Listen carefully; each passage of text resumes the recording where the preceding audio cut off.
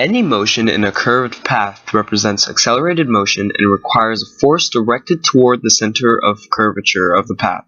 This force is called the centripetal force, which means center-seeking force. Tangential velocity is the velocity in the tangential direction, tangential meaning along the curve. Tangential velocity is always 90 degrees to the centripetal force. The semicircle applies the centripetal force on the ball. When the semicircle ends, the ball will go straight because the tangential velocity at the point is in that direction. Tangential velocity is always the straight and 90 degrees to the centripetal velocity. The ball will go with the tangential velocity because there's no force from the semicircle anymore at the end.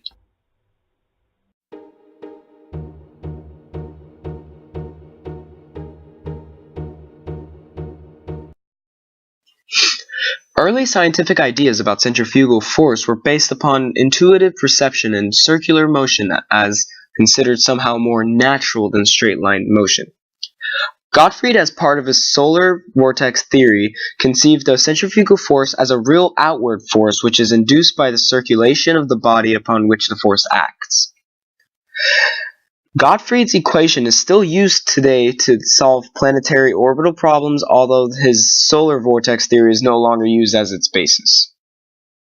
Newton, however, objected to Gottfried's equation on the grounds that it allowed for the centrifugal force to have a different value from the centripetal force, arguing on the basis of his third law of motion that the centrifugal force and the centripetal force must constitute an equal and opposite action-reaction pair. However, Newton was mistaken, and as the reactive centrifugal force, which is required by the third law of motion, is a completely separate concept from the centrifugal force of Gottfried's equation. Thank you for watching Harmony Public Schools.